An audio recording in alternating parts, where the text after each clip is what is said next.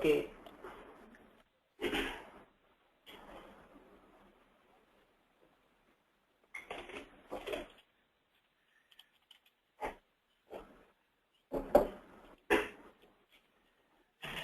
Okay, let's start.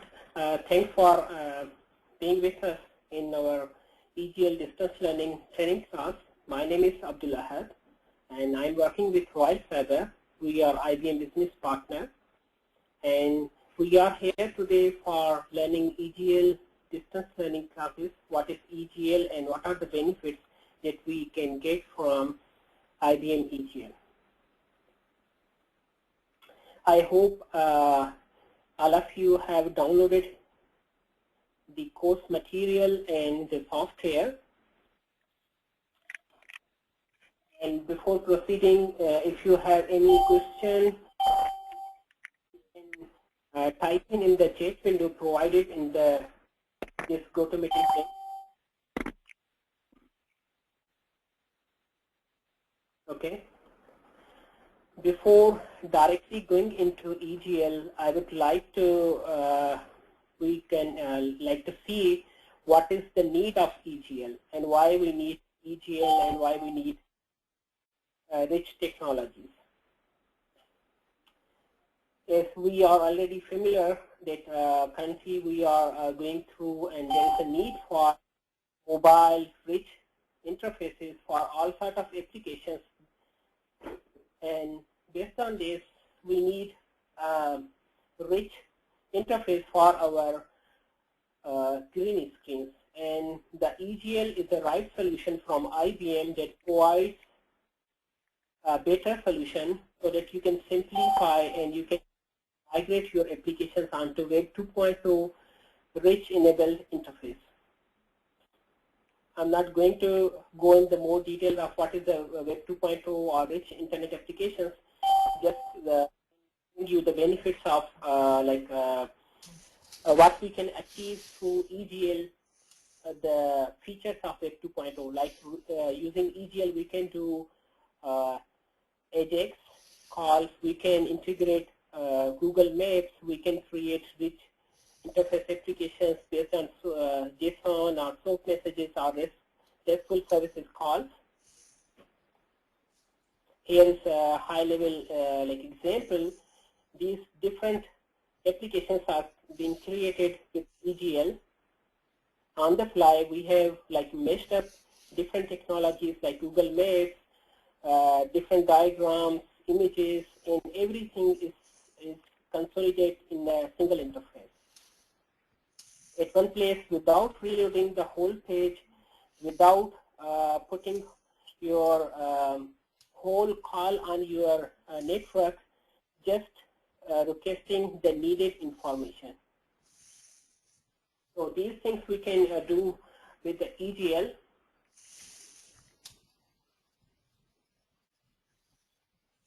And EGL helps us to create a cross-platform application that we can deploy on multiple hardware or operating systems. Like it can be, we can deploy on Linux, AIX, Windows, and other platforms. And using EGL, we can generate Java, we can generate COBOL, we can generate JavaScript, and even we can generate other languages. So in this way, our applications that is built on EGL, it will be a cross-platform, and it will be very easy to migrate onto various platforms or even onto mobile devices.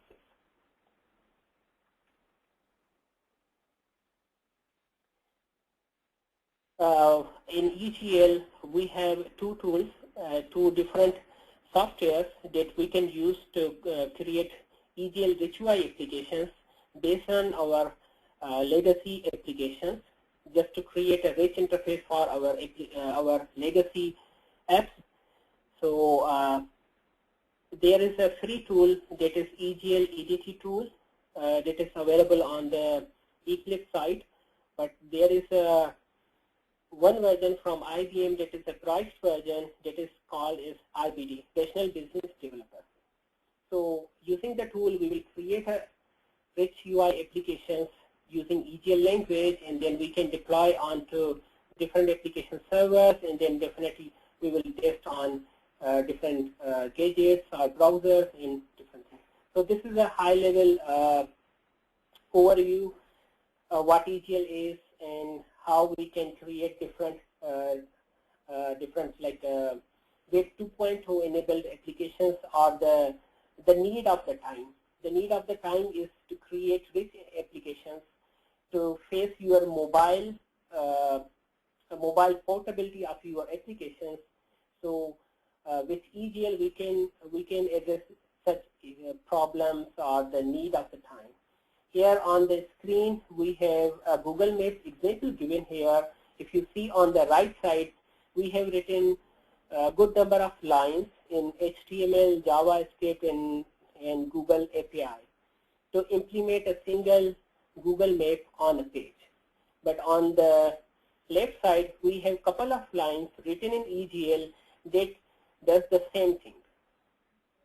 So in this way, EGL helps us to write very less number of lines to make your applications Web 2.0 enabled, to make your applications rich, to make your applications portable across different platforms, different devices, and make it up to date in terms of the UI, interactions, mashups, and different technologies.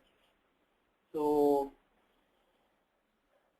let me go with the second. This was the overview slide. I hope you all have downloaded this one. I'm going to start with, so our format of the class would be like this. We will start with like EGL basics, what is the tool and how to use the tool, and what are the benefits that we get from the tool, and then we will go with EGL syntax, how to write a basic EGL program, what are its primitive types, their functions, built-in libraries, and some other things. And then we will move towards creating rich UI pages, creating different widgets, how we can implement like pie chart in our page, and then at the end we will create like a database enabled application. We will create few web services, and we will see how we can either create or consume a web service. Maybe like a SOAP web service or RESTful services. So for the today's, we will start with, I hope you we have already familiar with the EGL. I'm not trying to spend time here. So if you are familiar with Eclipse, so this tool is based on Eclipse, so it will not be very difficult for you to understand and proceed with it. If you have any question, please type in the chat window provided there. Or if my point is not clear, please let me know so that I can repeat it and make it sure that everyone is understands it clearly, and then we can proceed in a better way. I will show you the tool, just going through these slides. Actually, in this tool, this is a GUI tool that provides different menus, different widgets, different perspectives through which we can debug our applications. We can create different files. We can edit the files. We can execute the files, and we can compile the files. And if our project is divided in different sections like modules, then how we can create different modules, and how we can interlink with them, and how we can binary, deployable file. Okay, here we have a high-level glimpse of the studio. At the top, we normally see different menus. What are the menus? Like we have file menu, edit menu, navigate menu, project menu, and run menu, and different other menus. On the left side, we have Project Explorer, where we can explore our project. We can expand it to see what are the classes, what are the resources are inside of our project. I will show you later on once we go through these slides. And then we have like outline view. In the outline view, we can see the outline of our class. Like for example, I have EGL source file, and it contains 100 different functions. So in the outline, I can see the names of 100 functions, so that I can directly jump to any function from the outline. Same way, we have another views, like we have, for example, we are compiling or debugging an application, so we want to see the error messages or some console logs. Then we can see at the bottom, normally they are like problems view, console view, we have servers view, through which we can see the behavior of our application. And on the right side, we have palette, where we can use different rich UI widgets to create a rich page or create an application. So these are different widgets, and here we have another perspective, that is a database perspective, through which we can connect with a database, and we can create tables, we can create views, and we can execute an SQL query before directly implementing inside of our code. I will show you all these perspectives and views maybe in today's class. I hope you can go through these slides yourself. This one, because I want to invest our time on directly on the learning EGL language. So I'm skipping this slide as well and directly going to the EGL language basics. So this is our core slide, and this is directly related our purpose, our agenda of today. So, okay.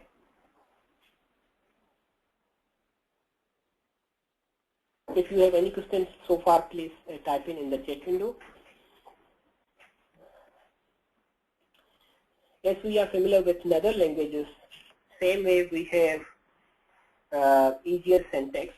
For example, what type of the primitive data are available in EGL language, what are the keywords, what are the operators or other functions or libraries that are available that we can use in our in EGL language.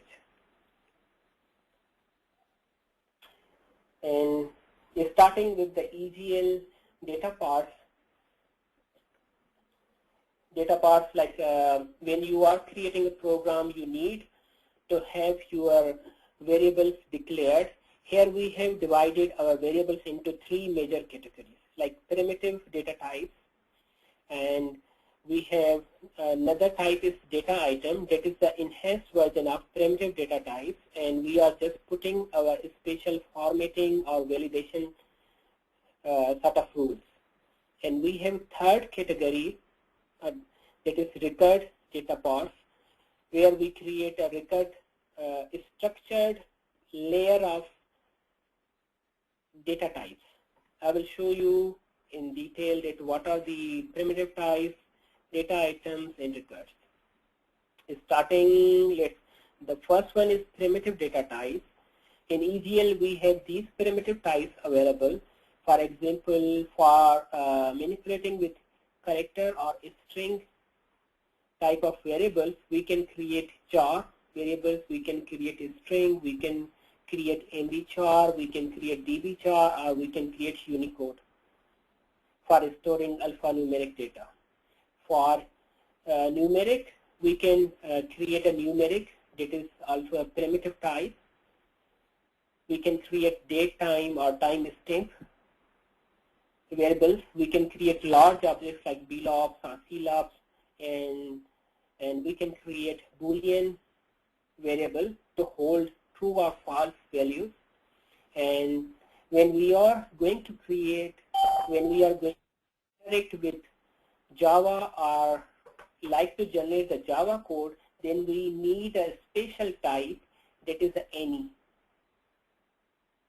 I will explain you what is the any and what is the benefit of any, and how we can use the any primitive type in our EGL programs. Here we have a syntax given here. First we specify the variable name, and then we specify its type, either a string, date, money, integer, char type, and like a question mark. Question mark denotes that either this variable holds null value by default or not. If you put a question mark, then by default it will be like a null value. It will not hold the default value. For example, you created a date field. By default, it will take the system current date. But if you use the question mark, then it will not take your current date from the system, but it will be null. It will be initialized as a null. At the bottom, if you can see, we have like variables like last name is a string declared, paid date is a date with question mark. It means by default this paid date would be null, and it can hold the null values. And same way we have money, like this 9 represent your like complete value, and comma 2 denotes the 2 fractional parts. After the decimal, how many digits can appear. So in this example, it can there should be like 2 decimal places that can appear inside of our this value. Same way we have another variables type, or we have reserved words like constant. For example, you want to fix values of certain variables, then you can use a const your reserved word to make your variable as a constant, so that you cannot modify it later on during your application. Now coming to data items, this is the second category of data. In the data items, definitely we would be using the same syntax, but here what we are trying to achieve, we are trying to say like, okay, for example, I have created a string variable, and I want to apply some sort of behavior, default behavior on that particular field. For example, I want to create a state variable to represent state within the United States, so I can specify the valid range that can be part of this variable, or any value that is not mentioned in this this item. It will not be acceptable.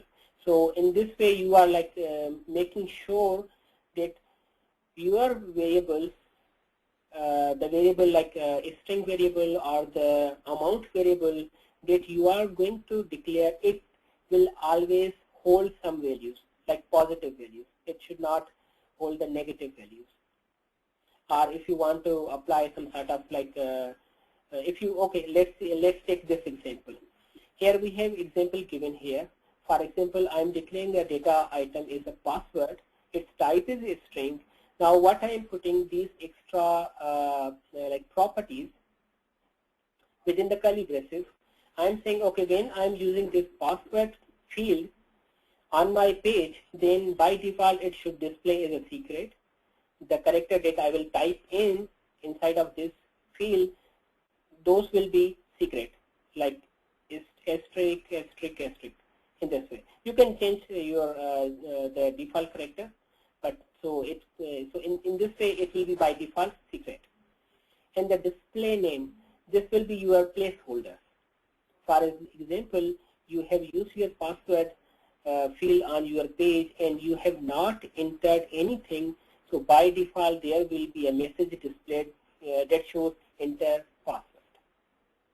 And you are putting input required. This check equal to yes. It says okay, this field is a must field. User must have to enter some password inside of this variable before proceeding. So in this way, we are putting some sort of like logic on our variable declaration point of level. Normally, what we have to do, either we use JavaScript to check, okay, either user has entered some password, its length, and some other values. So here we have combined. We have created this special data type that is a data item, and we have at the level of at the time of declaring this variable, we are putting such checks. Here we have syntax given here, example how we can declare a data item. Okay, here I have 3 different examples given here. I think these are the good ones. Like we are creating order amount. Data item is the order amount, and we are saying it will be a many variable, and it will be a numeric separator. So by default, it will insert a numeric separator after 1000, like 3 digits. And valid range that will be acceptable inside of this field will be from 1 to 9999 up to this range. So any value that is not within this range, it will not be saved in this variable. So this is by default checked by the system, by the EGL runtime. So you don't have to worry about this. You don't have to write your extra functions, extra logic to verify this valid range or valid values. Okay. Okay, same way we can for example, I have declared a data item and is like a generic data item. Then later on, I want to override certain fields. Then we have such flexibility available in EGL, where we can, for example, first I have declared a data item, my rate variable, and I initialize with a rate color. Later on, I can modify date variable, date property of my variable with a blue color or some other color. On this slide, we have used record. I will explain you. I think the next slide will be the record explanation related slide. So what are the records? Okay. So in this way, you can modify your data items, and you can override your validation checks that you have declared initially, and you want to get rid of them, or you want to modify their values. So in this way, you can do the same thing. So now coming back to the record data parts. Record data parts are like a structured way of holding a bunch of your data. If you have used like in C language, it's structure where we hold a bunch of different variables, and we put a special name to all those fields. For example, let's take an example to declare an address. For example, in the address we can have couple of address lines. We can have zip. We can have a state field. We can have country field.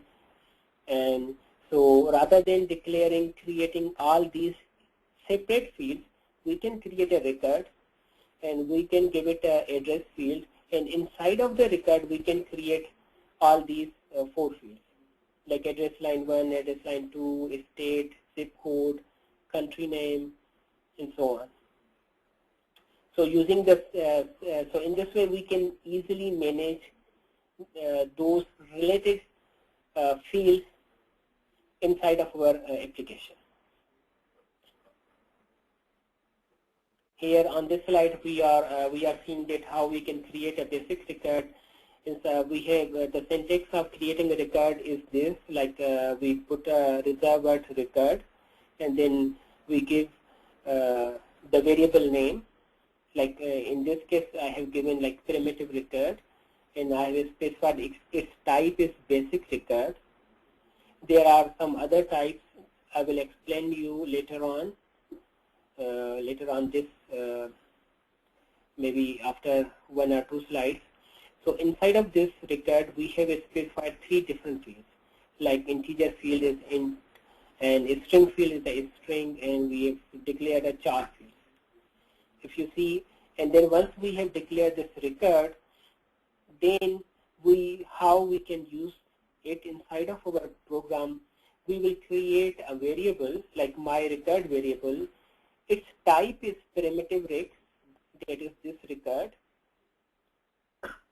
and then we can directly assign a value to a particular field inside of that record. In our case, we are like assigning integer field as 6 and string field as hello and char field as this amount. Its records have can be of different types, like basic records and SQL records and exception records. For actually, these types help us to deal with data in their respective area. For example, we are going to create a table, database table, and like customer table, and definitely within the customer table there will be couple of fields, others like first name, last name, salary, department, customer ID, and some other. So rather than creating all those fields, we created a record and given it a name as like a customer record, and within the customer record we declared all those fields. So in this way we are easy to handle this bunch of fields. So now in our case is we are creating a customer table related field, so we are specifying its type as a SQL record. So by specifying as a SQL record, EGL runtime facilitates us to directly interact with DB. So in this way, your record will be valid to directly execute some SQL queries in the background. It will accept values directly from the DB. It can like hold, like select values inside of it. I will show you later on this how we can do such things here. Okay, same way if we want to create some hierarchy inside the record, we can create like different field levels. For example, this is especially related with when we are dealing with the EGL to COBOL. In the COBOL, we have some levels defined. So same way we can create a record and we can have like levels of information. So those were our basic primitive types. Now moving forward, we can we have to see like we will see, okay, what are the other fields, like other ways to interact with your applications in EGL. Okay, now any questions so far before moving to, let me see here, any questions please?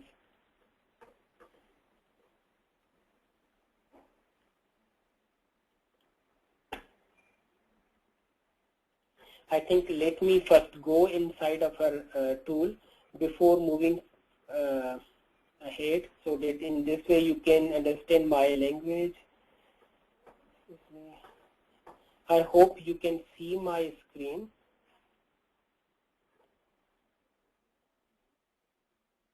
Okay, this is RBD Rational Business developer. This is the tool from IBM, and if you see, we have different menus here. We can create a new project. We can create different libraries, functions, and different things. We have different menus here, like project menu or the run menu, through which we can execute our applications. We can debug our applications, and same way we have another menus available. And at the top we have a toolbar with different icons given here on this toolbar. For example, a shortcut icon, this to directly create a new project, and this shortcut icon like a debug your applications, execute your applications, and moving back and forth within your source code with the help of these arrow keys. On the very right side, we have a small icon given here. If you click on it, you can see this bunch of different perspectives. If you click on other, it will show you a list of available perspectives. Actually, the perspective inside of inside of Eclipse is a collection of different views that are related to a particular domain of application. Like, for example, you are going to create a Java application, then you need those views that help you, that facilitate you to easily create your Java application, to easily debug it, to easily work with your Java code. Same way, if you are going to create your web, like HTML pages, HTML5 pages, you will choose your design perspective, and the web-related all views will appear, and those will help you to easily manipulate your current application. In our case, we have selected this EGL perspective. So all the views that will be visible here, that will help us to easily create, debug, and compile our applications.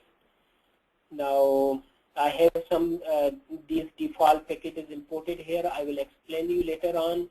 Let me quickly create a simple project here.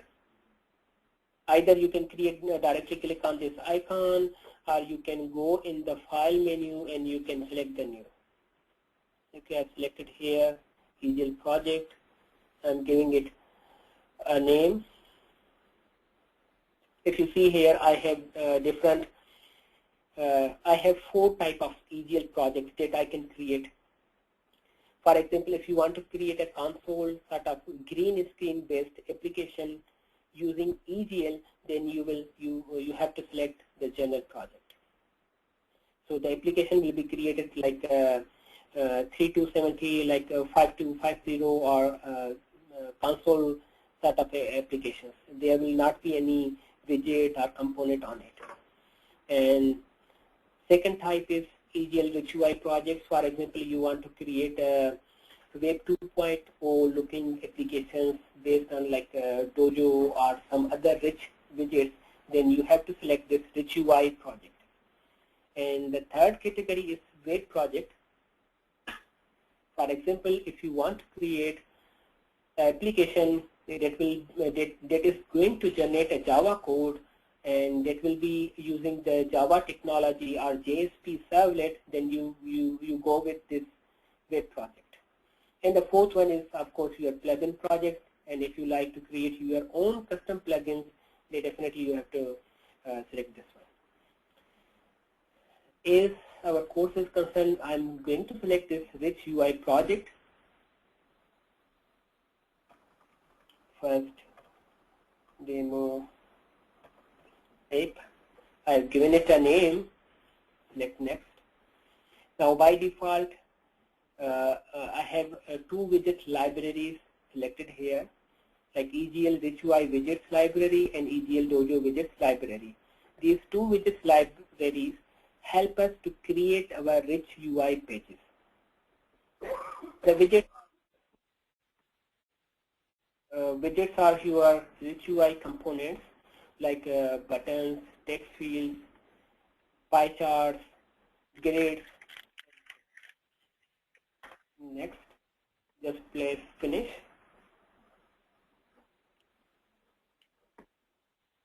You see here, I am expanding this. This is my Project Explorer on the right side. I have expanded all this. So this is by default generated stuff. So this is the default look of your project, EGL project. Now by selecting EGL source, I will select this folder here at EGL source, right click on it, select new. Now I have a bunch of options available. For example, I want to create a package, then I will select a package. And if I like to create a rich UI handler, then I will select the rich UI handler option. Or if I like to create a library or interface or web service, then I will select the service or library and other options. Now first I will select a package. I'm giving it like RC. Okay, now inside of my package, definitely I have to create a rich UI handler. I will explain you what is the rich UI handler and what is the like package structures, how we can create different packages, how we can interlink, communicate between the packages, and how we can jump from one rich UI handler to another handler, how we can communicate between two pages or multiple pages. Just to give you an idea of the applications. Here I've selected rich UI handler. I'm giving it like my handler. This is a source file name, and just press finish. Then it will by default create this handler. If you see on this view, I have a design tab at the bottom. I have a source tab where I can see the by default generated code for me. Okay, we will see what is this handler or the grid layout and what is the purpose of this start function or the import of this library. And of course we have a preview. If you click on the preview, it will preview your rich UI handler. Okay. Let me. Okay, I think let's go back and continue with our slides. Once I finish with these primitive types, and then we will come again and we will create a basic example how we can declare different variables and how we can do how we can use them on our rich UI page. Let's first quickly finish our remaining slides. If you have any question, please go ahead.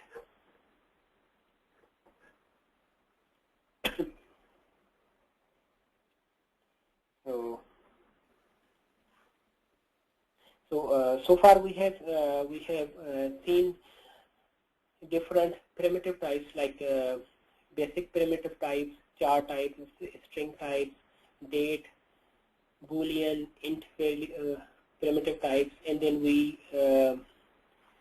seen what is the data items and what is the benefit of data items, and then we knew about the records. Now we are going forward and we are going to learn about the arrays. For example, we want to create an array within EGL language. How we can create it. Arrays are basically your collection of similar primitive values.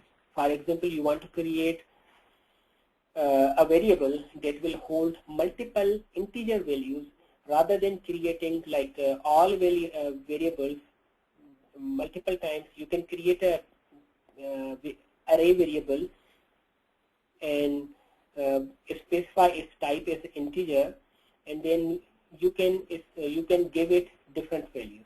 So in this way, you can easily work with your bunch of data. I hope you will be familiar with the arrays. So here we have example given here, like how we can create integer array. This is one way to initialize, create and initialize your array variables.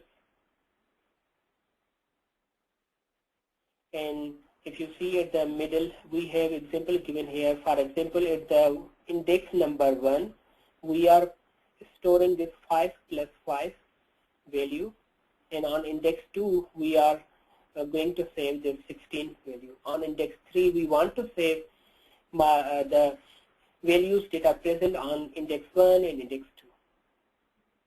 2. At the bottom, we have declared an array for string variables, and initially in the first line we have declared the variable is array that is going to hold 2 values, and in the second line we are specifying, we are giving it the 2 values, that is hello and goodbye.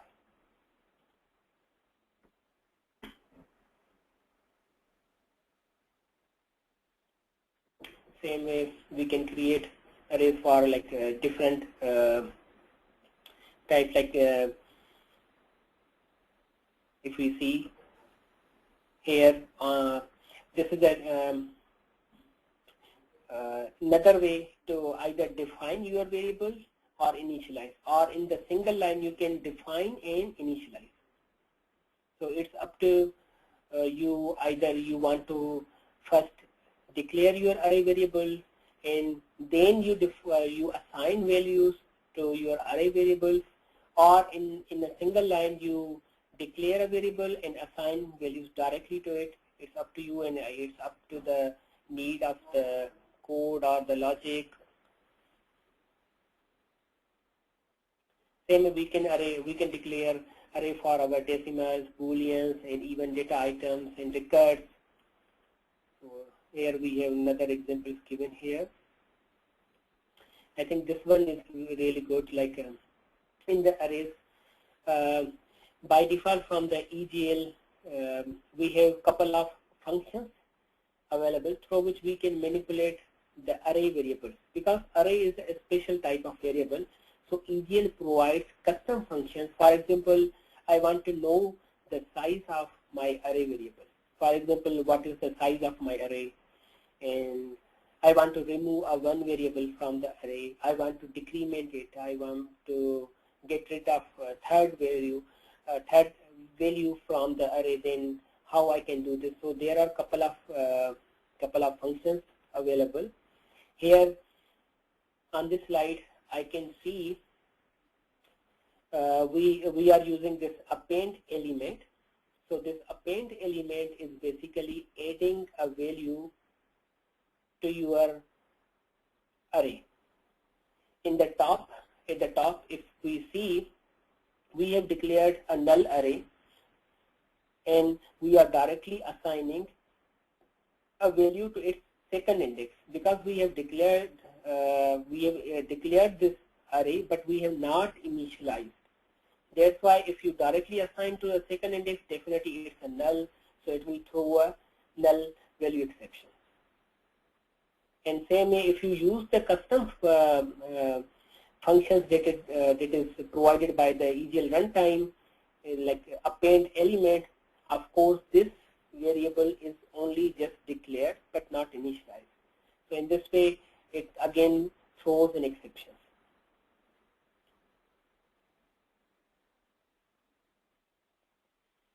What are the exceptions? We will learn about the exceptions, like how we can deal with the exceptions and how we can use the try-catch block.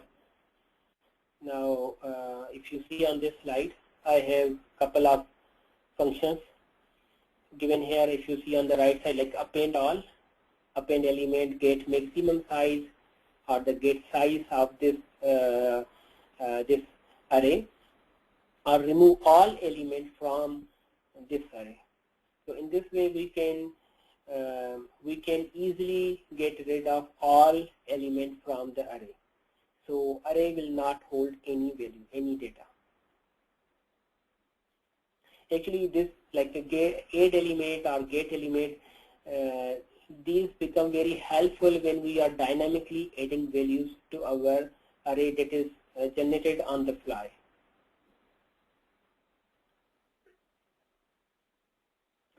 Okay, this previous section was regarding the primitive types and how we can create them, how we can manipulate with them. And now the next slide that we are going to see, those are regarding the building blocks of EGL language. Like, okay, we have seen so far the primitive types, the syntax, how we can declare variables, how we can initialize them. Now what is the next step? Next step is definitely I want to create a library, I want to create a function, and I want to create a couple of files. Then how I can do this? So again, in EGL we had divided like our programs based on 3 different needs. Like either your bunch of lines will be your library that you can reuse within your multiple projects, or your code will be a certain code that you want to expose as a web service. So in this case, we will create a create a service, and then we have the third like a division, that is a handler. For example, we want to create a rich UI handler, and inside that rich UI handler we want to create some different primitive types. We want to write some functions. Then we want to have some like rich UI for that particular code. Then we will create a handler for it. Now I will go in the detail of these things. Like of course we have functions available in EGL. Function is basically is a logic unit through which you can divide or segregate your logic into modular form, and within the functions you will do your specific job, and then you can process your values. So if you see on the right side, we have a few examples given here. We have declared a function with a function as a reserved word from the EGL runtime, and then we have given a name to our function. It's a user given name. We can give it any name, and then within the parentheses we can specify the parameters that we want to pass inside of this function. And definitely within the function we can create local variables. We can have some other logical statements. We can have loops, if-else statements. We can call service. We can manipulate with the database. We can call web services and so on. And so this is a syntax how we can create a function. Same way, once we have created our functions, same way how we organize code. So we will go on and we will create a libraries. Libraries is they hold your bunch of your functions, your different global variables that you want to use throughout your application on your multiple pages. And we have service part. In the service part, it's almost similar to the libraries. In the service part, we declare functions, local variables, and then we expose the service part as a web service, so that outside world can use that service and consume our business logic.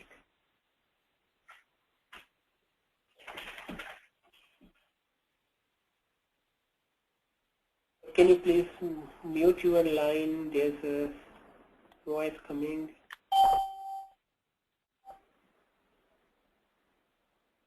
Thank you. Okay, we will see what is the service part and the libraries, how we can create them. Let me quickly skip this slide. Okay, again, is I have shown you in the project new wizard that there were 4 type of projects that we can create in EGL. One was like a general project where we would like to create a console, a green screen type of application. So these couple of slides that are given in this presentation file, they are specifying like, okay, if you like to create your green screen sort of application, then what type of the fields that you need, what are their purpose and how There are 9. Hello, can you please mute your line? Let me mute it here. Okay, thank you. Okay. So I think we are not going to see the how we can create green screen or these sort of applications. If you see here, we have an example. If you see, we have an example of a form. If you want to create a green screen sort of applications in your EGL, then how you can write your sentence and how it will look like. So here we have good example given here. And by the way, if anybody is interested to learn more about the creating console type of applications, there is a separate course that is freely available that you can easily download, you can read, and you can create these console-based applications in EGL. I can provide you the links. Just let me know. I will forward you those courses. Actually, our current goal is to learn about the rich UI applications, how we can create the rich UI applications. So our focus is on the rich UI part. Beside the rich UI part, there is a general, and there is a web, and then there is a plugin. 3 different domains or different projects that we can create using the same EGL language, same syntax. So, okay. Now we are going to learn about the rich UI handlers. Rich UI handlers are basically they help you, they facilitate you to create a rich UI page of your application. So in the background, on the front end, you will see like HTML page or a page in your browser, but in the back end, there will be a controller of that page.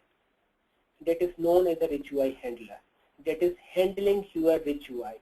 All interaction that is going to happen on that page, it will be managed by this rich UI handler. And within the handler, we declare different variables.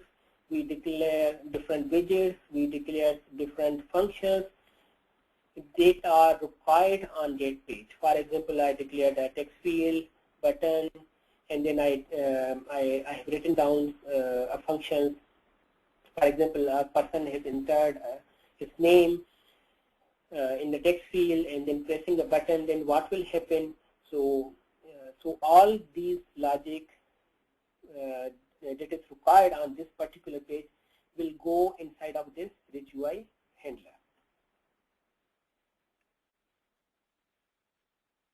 Again here, like a rich UI handler is divided in different parts. I will show you what are its part, like the first line, the second line, how we can specify our custom CSS files, how we can call another library or service within the handler part, so that we can use existing libraries or functions. I think we are almost near to our end of the class for our first session. So let me quickly go back to our RBD create few variables as in our first example so that we can have a better idea. I hope you can see my screen. Okay, let me create another handler so that you can see how to create this. We first created a project by clicking this new icon, and then we selected Switch UI project, and then by selecting this EGL source, I created a new package, and then I created Rich UI handler. So I selected same package, new Rich UI handler. Give it any name first, app page, give it any name, it's not a problem. Okay, so if you see here I have a design view. On the design view, this is a completely plain, there is nothing, but on the right side I have a plate, like various components available. I think the next slide, next presentation is about these components. We will learn about in detail about these widgets. Either you can call it as a widget or as a component. It's up to you. So we can directly drag and drop here. For example, I can okay, let me drop it here. In the design view, I selected a component, I dropped it here, and it shown me the widget. Now in the source, if I click on the source, if you see, this is the source. This is the by default source generated by the tool, RBG tool.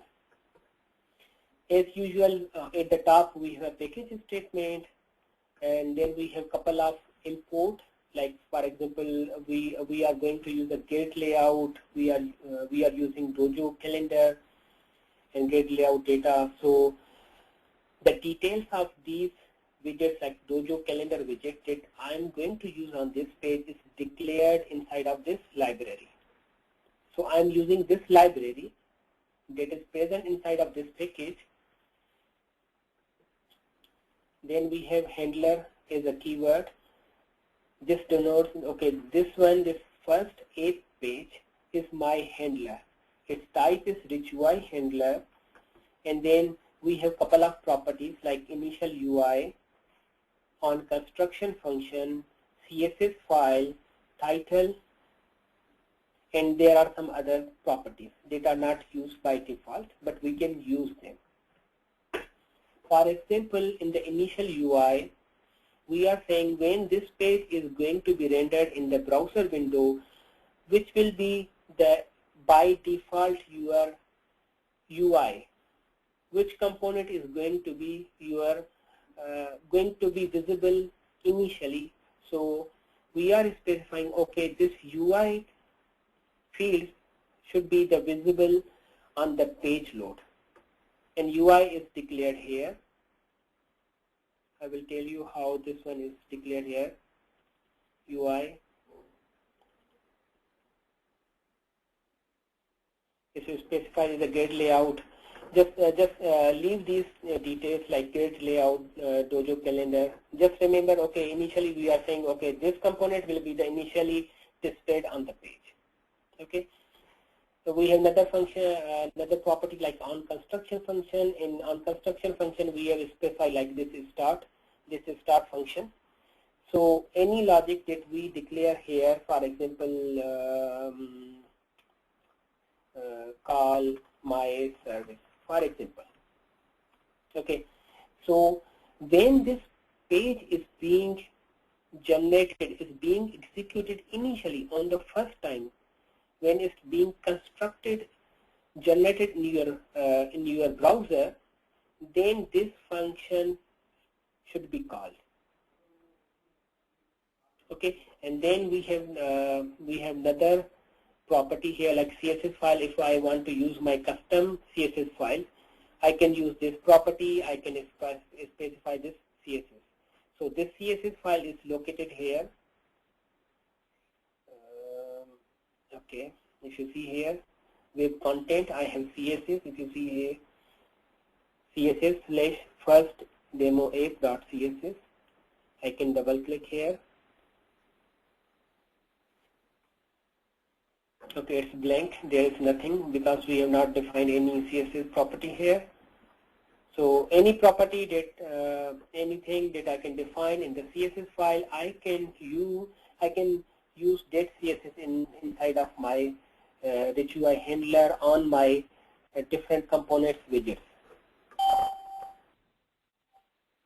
So this is about the Rich UI handler. Once we have done this thing, and then this was our, again, the source view. We have the design view where we, from the palette, we can use different widgets, and in the source view we can manipulate, we can write our custom functions, logic and variables, and then in the preview, if you click on the preview, it will execute, it will run your page. This preview is embedded browser inside of your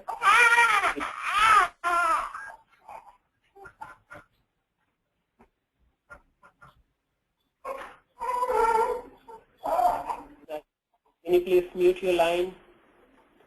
Okay, thank you. Okay, I think